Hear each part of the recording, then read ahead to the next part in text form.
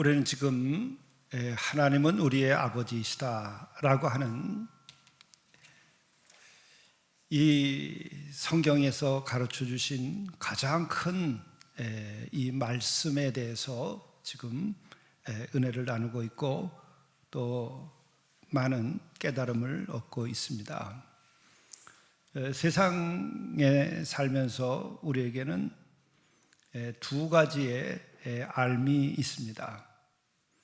세상살이에 필요한 일로 인해서 우리가 알아야 할 것들이 있고, 또 필요하기 때문이 아니라 그 필요함을 넘어서서 우리의 삶의 근본을 위해서 알아야 할 것이 있습니다. 제가 신학교 시절 젊은 때에 저 동해 바다 제일 북쪽 끝에 여름 성경학교를 그곳에 가서 운영을 하고 또 야학도 하고 보름 동안 그런 봉사를 했던 일이 있었습니다. 근데 그때 그 동네의 어린이들에게 너희들이 정말 보고 싶은 게 뭐냐 그랬더니 공항에 가서 비행기를 한번 보고 싶은 게 소원이라는 거예요. 비행기를 한번 직접 본 일이 없어요. 그리고 또 어떤 아이는 지하철을 한번 타보고 싶다 그런 얘기를 하기도 했습니다. 그래서 그거는 수업 중에 그런 얘기를 들었기 때문에 그러면 우리가 이번에 서울로 돌아가는 길에 우리들이 관광버스를 동원했으니까 애들을 태우고 가서 공항에 가서 비행기도 보여주고 그리고 지하철도 타게 해주고 이렇게 해보자. 그래서 즉석에서 그런 결정을 해가지고 원하는 학생들을 어린이를 데리고 또 중학생들도 있었습니다. 그래서 이제 그 같은 일을 했어요. 근데 공항에를 갔어요. 그때는 인천공항이 없고 김포공항만 있을 때입니다. 그래서 이제 우리들이 공항에 같이 갔다가 공항 청사의 안에를 들어갔는데 아이들이 들어오질 않는 거예요.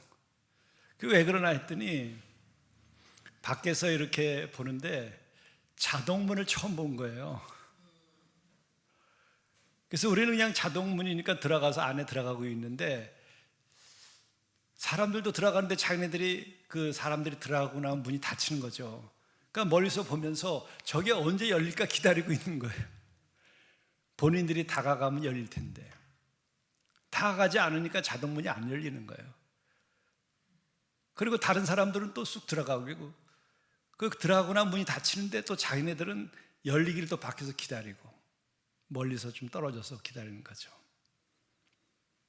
네, 그때 필요한 것은 문을 손대지 않아도 열린다고 하는 그 정보나 지식이 있으면은 안으로 들어오겠죠. 근데 요즘에는 또 시골에서 올라온 할머니들 중에서도 그런 분들이 있는 것 같아요. 전철을 타러 들어가려는데 그게 어떻게 들어가는지 몰라서 밖에서 우물쭈물하는 분도 혹간 있는 것 같아요. 그게 세상살이에 필요한 지식이죠. 또 정보이죠. 필요한 겁니다. 그런데 전혀 필요치 아니한 필요와 관계가 없는 삶이 있어요. 그러나 반드시 필요한 것이 아닌데 우리가 알아야 할 가장 궁극적인 것이 있습니다. 그것이 바로 하나님께 대한 우리들의 삶입니다. 하나님은 누구신가? 하나님 누구신가? 이 천지 만물을 지으시고 우리의 생명을 내신 그분은 누구신가? 그것은 우리의 필요의 문제가 아닙니다.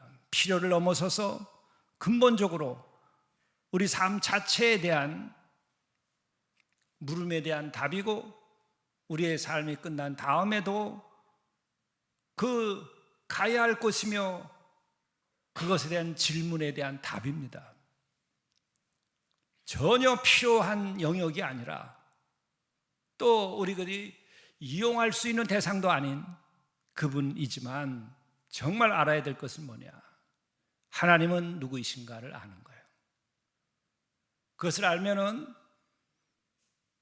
우리의 삶의 필요를 넘어서서 어디서 와서 어디로 가는가, 또 우리 존재의 이유는 무엇이며 존재의 근거는 무엇인가에 대한 답을 얻게 되는 거예요. 이것이 없으면 우리의 인생은 빈탕이 됩니다. 우리의 존재는 공허한 존재로서 생을 살아갈 수밖에 없는 것입니다. 길을 찾을 수가 없는 것이죠. 그래서 영혼을 가진 인간들은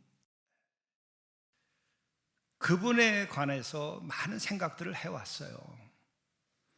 그 생각한 사람들 중에서 정말 특별하게 생각한 사람들이 이제 철학자라는 이름으로 인류사에 이름이 남겨져 있죠. 아리스토텔레스와 같은 사람은 정말 이 천지 만물의 근원이 누구이고 무엇이고, 또 우리가 이렇게 존재하고 있는데 이 존재의 근원은 무엇인가에 대해서 계속 찾아 올라가고 생각하고 또 생각했던 것이죠. 그래서 그의 입에서 부동의 원동자라는 말을 해요. 부동, 움직이지 않는 그 근본의 모든 것을 움직이게 하는 존재, 부동의 원동자, unmoved mover라고 하는 말을 하죠. 개념을 만들어낸 거예요. 그 무엇인가가 그런 존재가 있다. 또 우리는 말하면 그 움직이지 않는 원동자가 제1원인이다. 왜냐하면 어떤 원인이 있어야 결과가 있으니까. 그래서 그 제1원인이 오늘과 같은 천지와 물질의 세계와 우리 인간이라고 하는 존재를 존재케 한 그 원인이 있다. 그걸 제1원인인데 그것이 신이다. 이런 식의 인간적인 노력을 통해서 그런 말을 만들어내기도 했죠. 그러나 그것이 진짜인가?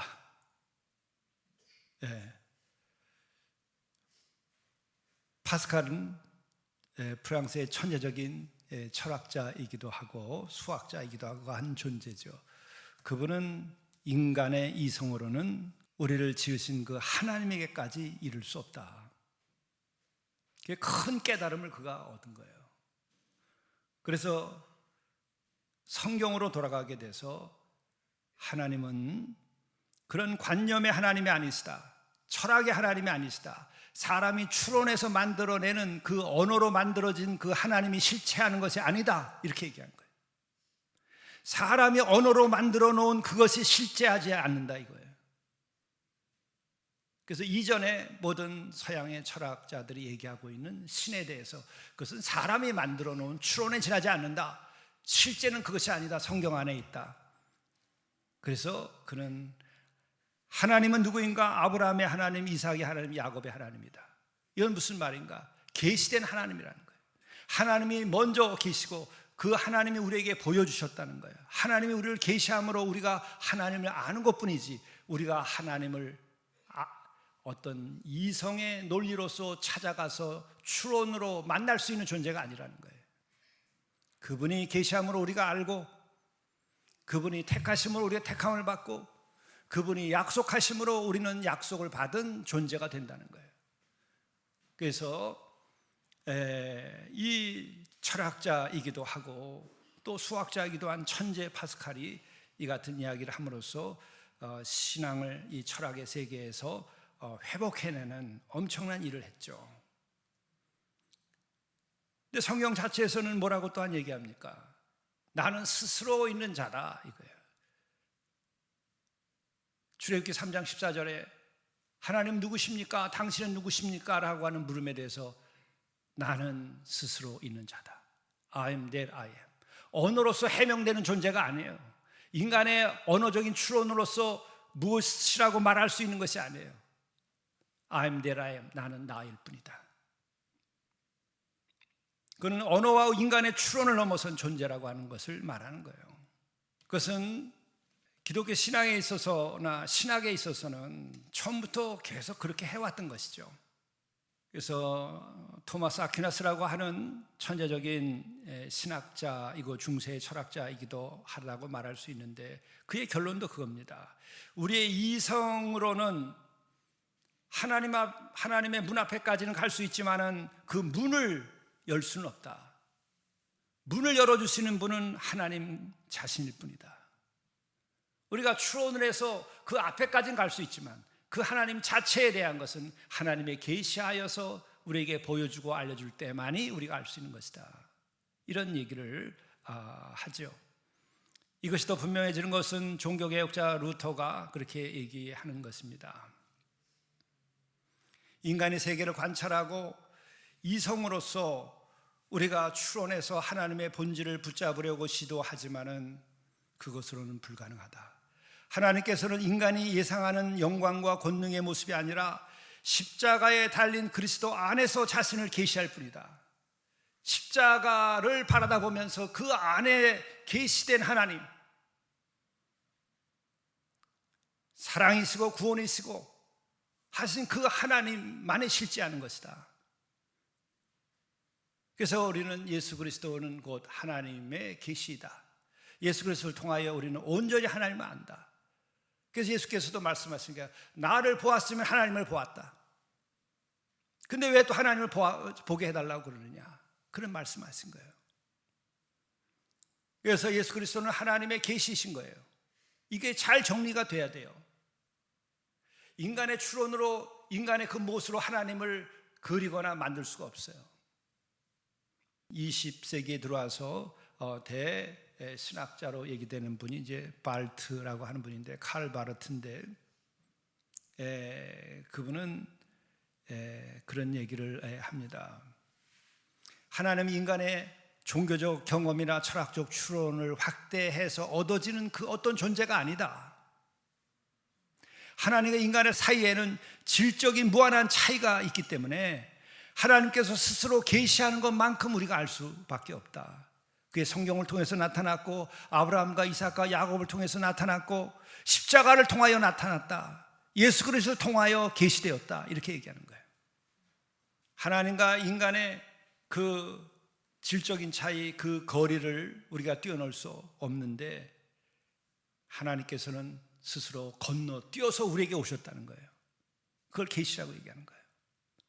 그래서 하나님께서 우리에게 오셨는데, 바로 그것이 인카네이션, 예수께서 사람의 몸을 입고 우리에게 오신 예수 그리스도, 그것을 통하여서, 그분을 통하여 우리는 하나님이 누군지를 알 수 있다. 이런 얘기를 하는 거예요. 이게 정리가 돼야 돼요. 제가 때때로 그런 말씀도 드렸는데, 우리들이 정말 강아지를 우리가 이뻐하고 사랑하고 이렇게 지내지만은, 우리 인간과 강아지가 질적으로 같다고 생각하나요? 다르다고 생각해요. 더더욱이 우리가 쥐나 이런 건 아주 더 같은 이 동물의 몸을 가지고 있지만은, 쥐나 이런 것들은 아주 천박하게 생각하죠. 그러나 DNA를 따져보면은 육체적으로는 쥐와 사람의 DNA 차이가 별게 없다는 거예요. 같은, 육적으로는 같은 동물이라는 거예요. 같은 피조물인 겁니다. 그럼에도 불구하고 우리는 같은 피조물에도 불구하고 쥐를 바라다 볼 때 우리가 어떻게 보는가? 또 우리는 개를 좀 사랑하지만 이제는 개도 잡아먹었어요. 배고프던 시절에는. 이렇게 질적으로 다르다고 생각하는데, 만물을 주신 하나님과 인간의 질적 차이라고 하는 것은 어떤 거겠어요? 알 수가 없어요. 쥐가 사람을 알 수 있나요?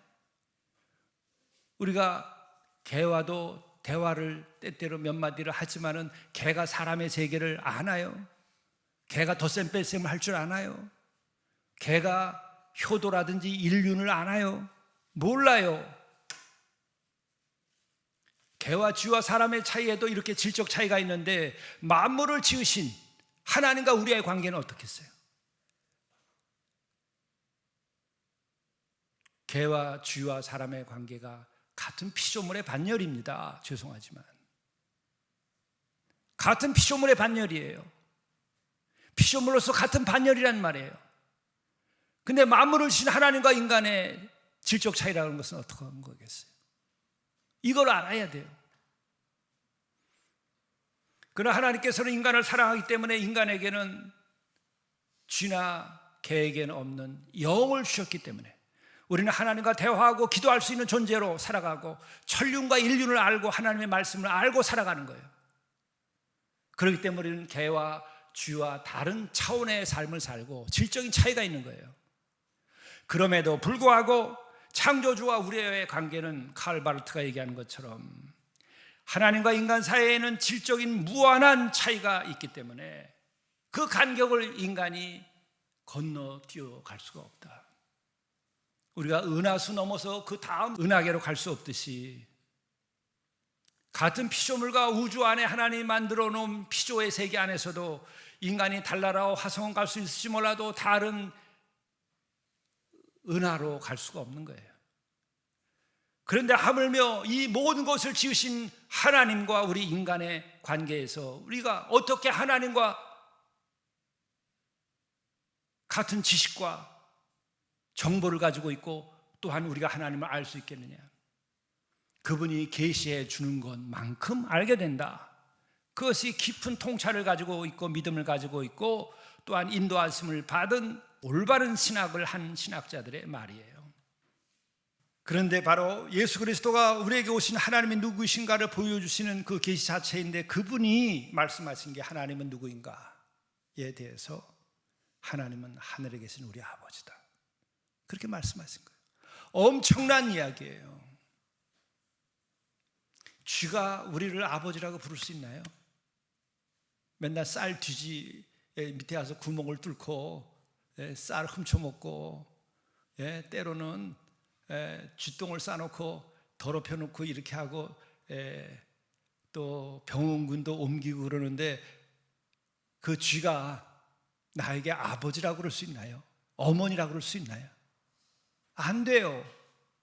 그러나 같은 피조물 사이에도 질적 차이가 있기 때문에 그 작은 차이 때문에 우리는 영혼이 있고 그는 영혼이 없다고 하는 것 때문에 아버지라고 어머니라고 못 불러요.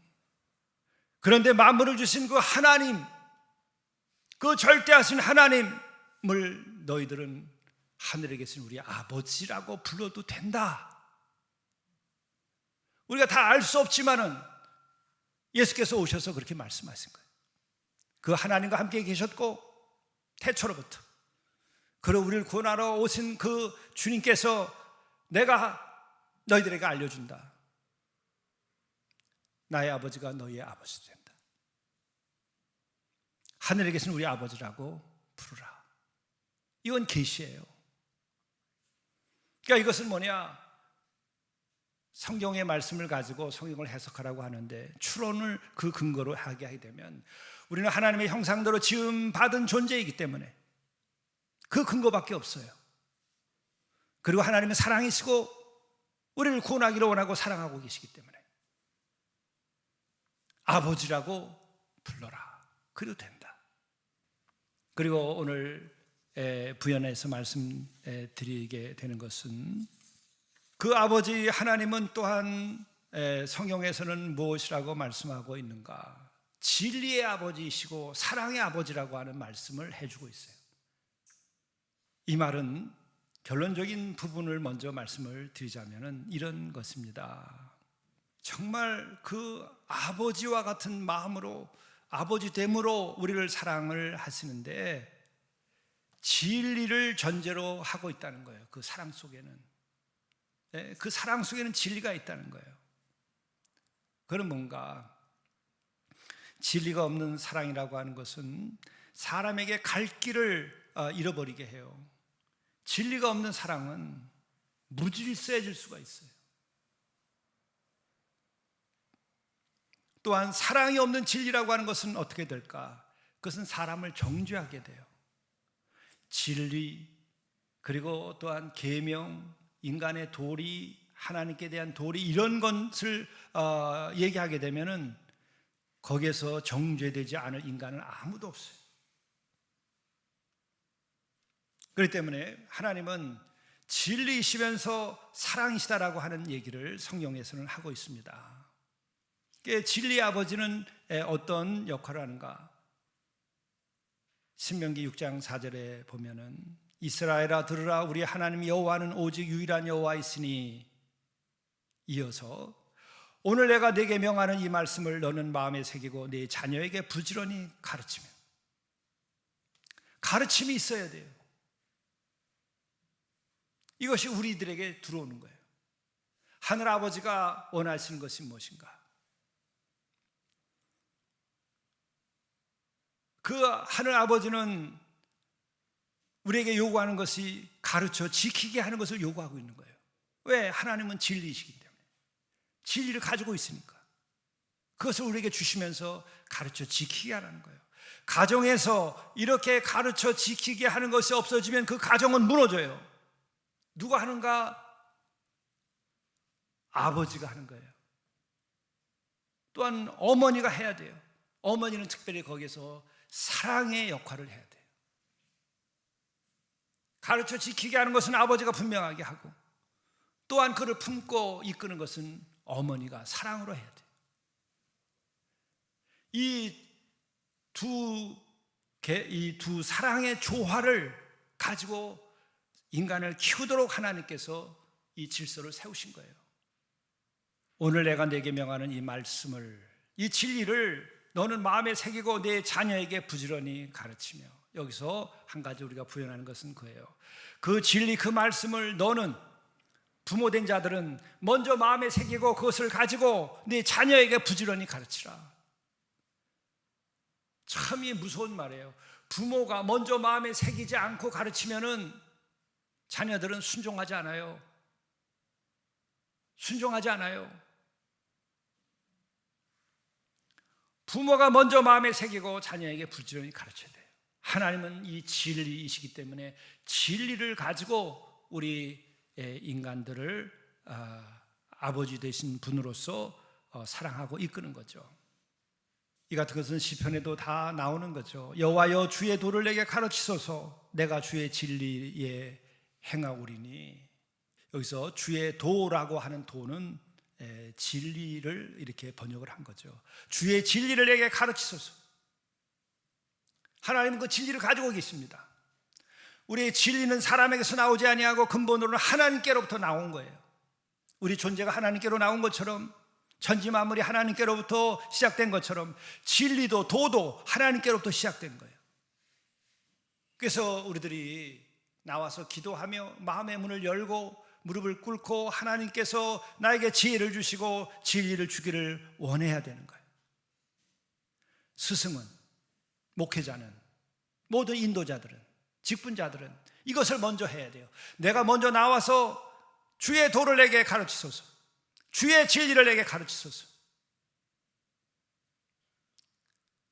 내가 그것을 행하리이다. 그러면서 가르쳐 지키게 해야 되는 거죠. 이것의 궁극적인 모범은 누구인가? 예수 그리스도이신 거예요. 예수 그리스도가 바로 본이 되신 거예요.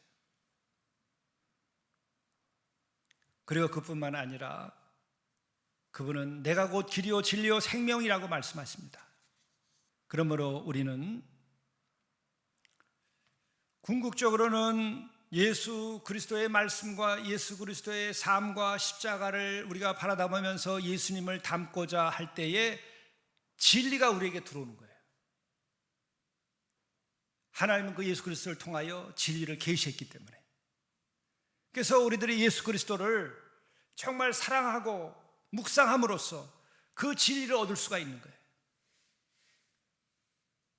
우리 사람들이 얘기하는 무엇이 옳고 뭐하다고 유튜브에도 역시 수없이 많은 강연을 하는데, 여러분 그건 우리를 혼란케 해요. 그거 아무리 여러분 들어보세요.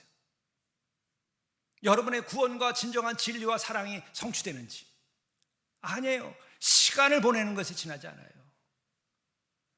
말씀을 묵상하고 예수 그리스도의 십자가를 묵상하고 나를 향한 하나님의 사랑을 우리가 묵상하고 그 시간을 보내는 것이 인생을 낭비하지 않는 거예요. 우리가 시간을 때우는 것에 지나지 않아요. 그런 그 사람들이 그렇게 많은 이야기들을 해내는 유튜브의 강연 같은 것들을 여러분 나중에 남는 게 뭐가 있나 보세요. 그냥 서로 간에 이야기거리가 될 수 있을지 몰라요.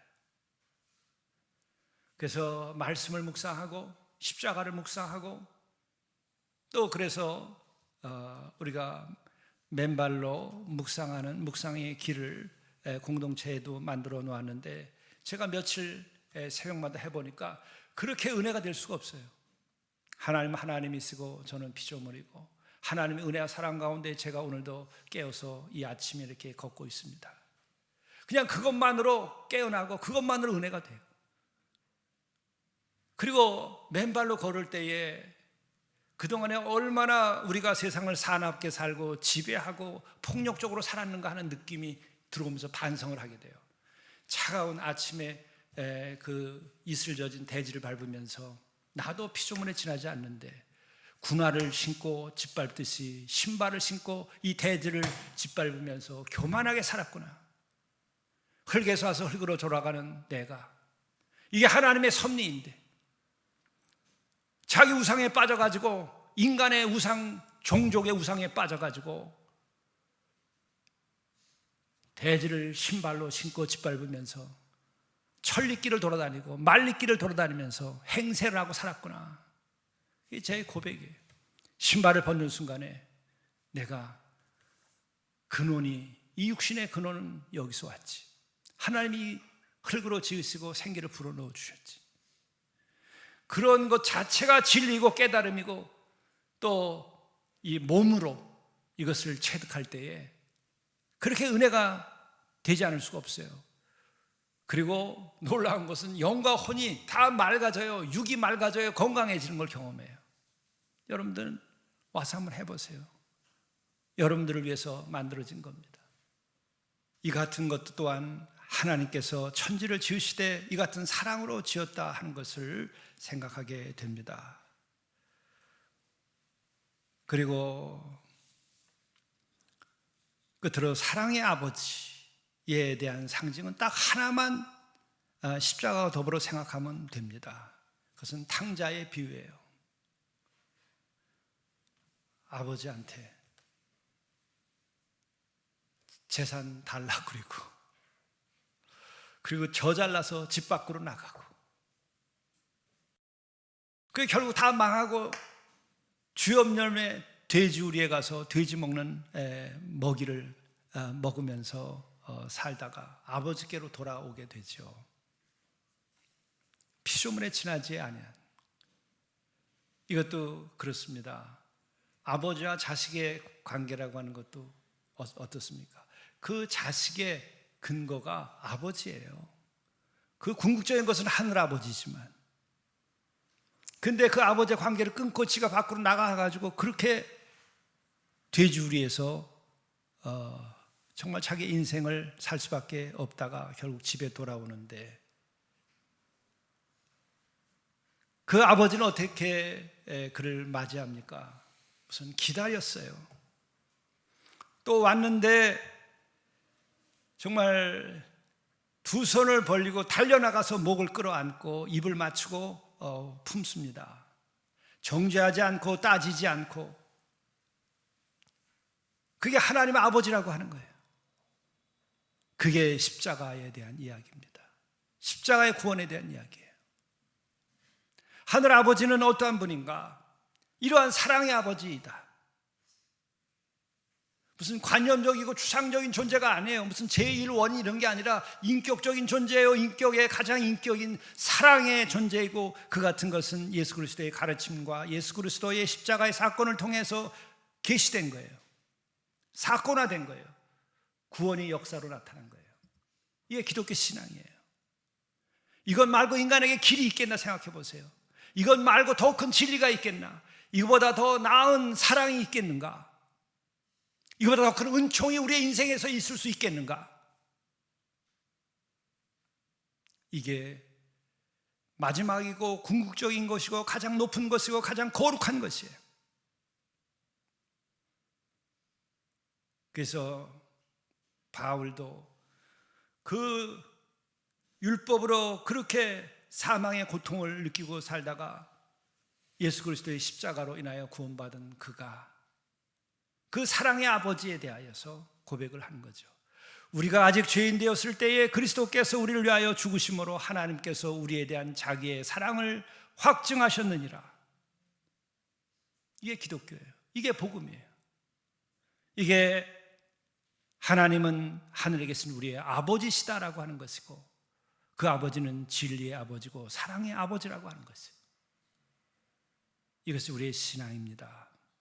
이러한 믿음을 가지고 우리가 하루하루를 살아낸다고 한다면 이보다 더 큰 길과 진리와 생명의 길이 어디 있겠는가? 그건 분명한 것입니다. 기도하시겠습니다. 하늘에 계신 우리의 아버지, 오늘도 살아계신 우리의 아버지, 오늘도 우리와 함께 하시고 우리를 구원하시고 우리가 언제든지 돌아오면 우리를 맞아주시고 우리를 두 팔로 맞아주시고 우리를 품으며 잘 왔다고 말씀해 주신 우리의 하늘에 계신 아버지, 오늘 우리가 예배를 드리며 하늘아버지의 사랑과 그 진리 또 그 구원의 십자가의 은혜를 우리로 깨달아 알게 하심을 감사합니다. 우리가 탕자인 것을 깨달아 알게 도와주옵소서. 우리가 지금 어디에 살고 있는지 우리의 서 있는 자리를 보게 하시옵소서. 돼지우리 그 안에서 주염 열매를 먹고 있는 것이 아닌지, 또 아버지로부터 멀리 떠나와서 방황하고 있는 것은 아닌지, 우리를 기다리시는 하늘 아버지께 나와서 한없는 은혜와 사랑을 입고 죄 사함을 받고 하늘의 평강과 기쁨 가운데 살며 하나님의 나라를 우리가 누리면서 살아갈 수 있도록 인도하여 주옵소서. 이것으로 인하여 우리의 영혼이 잘 되고 범사가 잘 되며 뿐만 아니라 우리의 가정이 회복되고 우리의 가정이 하나님의 나라가 되고 무엇보다도 우리 교회가 새로워지고 우리 교회에 넘치는 하늘아버지의 사랑과 그리스도의 십자가의 사랑으로 인하여 새 힘을 얻게 하시고 이 땅에 죽어가는 많은 영혼을 구원하고 또 구제해야 할 사람들을 우리가 구제할 수 있도록 인도하여 주시고 이 땅에서 하나님의 나라와 그 일을 선포하며 살아갈 수 있도록 인도하여 주옵소서. 예수 그리스도의 이름으로 간절히 기도드리옵나이다. 아멘.